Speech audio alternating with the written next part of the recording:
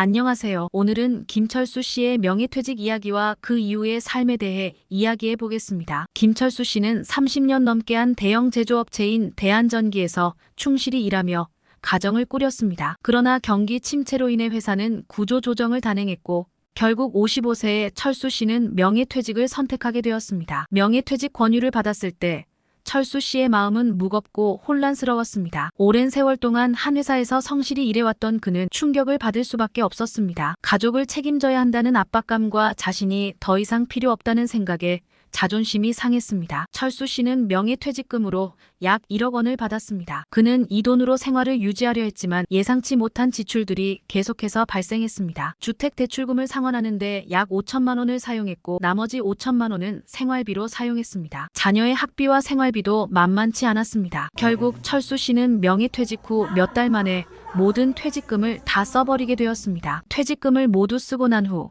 철수 씨는 수입 없이 생활을 이어가야 했습니다. 아내의 태도는 점점 더 차가워졌습니다. 매일 아침 일어나 할 일이 없어진 철수 씨는 TV 앞에 앉아 시간을 보내며 무료한 일상을 보냈습니다. 그러자 아내는 점점 더 그를 멀리하게 되었습니다. 여보, 이렇게 계속 집에만 있을 거야? 이제 어떻게 할 생각이야? 아내의 말에 철수 씨는 아무 대답도 할 수 없었습니다. 가장으로서의 자존심은 무너졌고 자신이 가족에게 짐이 된다는 생각에 가슴이 아팠습니다. 아내는 철수 씨를 마치 집안의 짐처럼 대했습니다. 밥 세 끼를 챙겨주면서도 불평을 했고 철수 씨는 그 말을 들을 때마다 고개를 숙였습니다. 당신 언제까지 이렇게 있을 거야? 아내의 말에 철수 씨는 눈물을 흘렸습니다. 그의 마음은 한없이 무거워졌습니다. 자녀들도 철수 씨를 보는 눈빛이 예전과 달라졌습니다. 고등학생인 딸은 철수 씨를 마주칠 때마다 한숨을 쉬었지만 말을 걸 때는 부드럽게 격려하려 노력했습니다. 아빠, 우리 조금만 더 힘내봐요. 다 같이 노력하면 잘 될 거예요. 딸의 말에 철수 씨는 잠시 위안을 얻었습니다. 자녀들이 자신을 이해하려 하고 격려해 주려는 모습에 눈물이 핑 돌았습니다. 아들은 아버지와의 대화가 줄어들었고 집에 들어오는 시간도 늦어졌습니다. 하지만 아들도 철수 씨를 향해 애정을 담아 말했습니다. 아빠 힘들겠지만 우리 함께 이겨내요. 아빠가 최고예요. 아들의 말에 철수 씨는 마음이 조금 풀렸지만 무력함과 슬픔은 여전히 그를 괴롭혔습니다. 그런 날들이 지속되자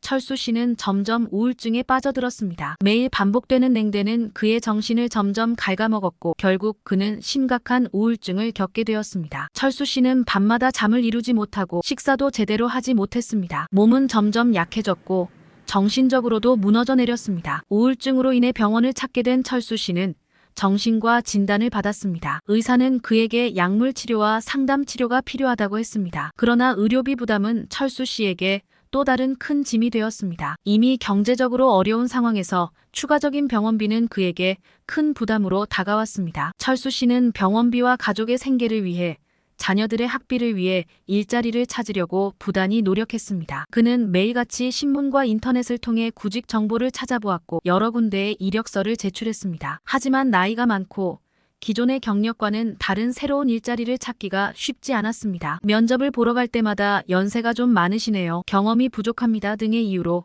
거절당하기 일쑤였습니다. 철수 씨는 좌절감을 느끼면서도 포기하지 않았습니다. 가족을 위해 무슨 일이든 하겠다는 일념으로 청소 일자리, 경비원 자리, 택배 일자리 등 다양한 일을 시도해 보았지만 체력적으로도 한계가 있었습니다. 우울증으로 인해 몸도 약해져 있던 그는 물리적인 노동을 감당하기 어려웠습니다. 철수 씨는 점점 더 집에 처박혀 지내게 되었고 아내와 자녀들의 냉대는 더욱 심해졌습니다. 당신 도대체 언제까지 이렇게 있을 거야? 이제 뭔가 해야 하지 않겠어? 아내의 말에 철수 씨는 아무 말도 할 수 없었습니다. 그의 마음은 한없이 무거워졌고 자존심은 무너져 내렸습니다. 철수 씨는 스스로의 무력함에 괴로워하며 매일 밤 눈물로 베개를 적셨습니다. 이제 철수 씨는 앞으로 어떻게 해야 할지 막막하기만 합니다. 가족에게 짐이 되는 것이 아니라 다시 가장으로서의 역할을 다하고 싶지만 우울증과 경제적 어려움은 그를 짓누르고 있습니다. 그는 도움의 손길이 필요합니다. 그러나 현실은 냉혹했습니다. 국민연금이 그에게 작은 위안을 줄 수 있었지만 이는 충분하지 않았습니다. 국민연금은 퇴직 후 65세부터 받을 수 있으며 가입 기간에 따라 연금액이 달라집니다. 철수 씨는 오랜 시간 동안 국민연금에 가입했기 때문에 65세부터 매달 약 150만 원의 연금을 받을 수 있습니다. 철수 씨는 미래에 대한 불안과 걱정으로 밤잠을 이루지 못했습니다. 150만 원으로 어떻게 살아야 할지 모르겠어.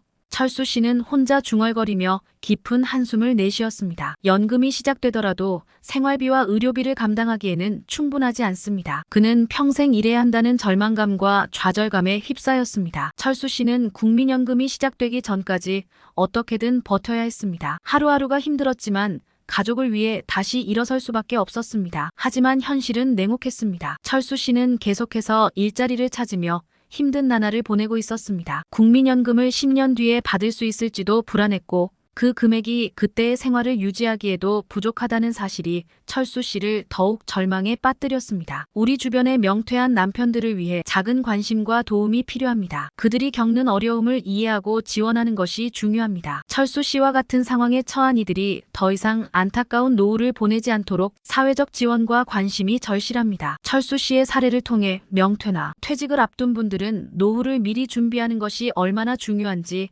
깨달아야 합니다. 정년 연장, 사회보장 제도의 확충, 개인연금, 퇴직연금, 주택연금 등을 고려하여 일찍부터 재정적 계획을 세우고 퇴직 후에도 안정된 삶을 유지할 수 있도록 철저히 준비해야 합니다. 개인연금과 퇴직연금은 공적연금의 부족한 부분을 보완할 수 있으며 주택연금은 부동산 자산을 활용해 생활비를 충당할 수 있는 방법입니다. 사회적으로는 정년 연장을 통해 고령자의 노동시장 참여를 확대하고 공공 및 민간 부문의 협력을 통해 재취업 프로그램을 강화해야 합니다. 이를 통해 철수 씨와 같은 안타까운 사례가 반복되지 않도록 모두가 지금부터라도 노후 준비를 시작해야 합니다. 철수 씨와 같은 안타까운 상황을 방지하기 위해 사회는 중장년층을 위한 적절한 재취업 프로그램과 연금 제도의 개선이 필요합니다. 기업과 정부, 비영리 단체가 협력하여 더 나은 재취업 지원을 제공하고 사회보장 제도를 강화해야 합니다. 이를 통해 모두가 안전하고 행복한 노후를 보낼 수 있도록 해야 합니다. 오늘 이야기가 유익하셨다면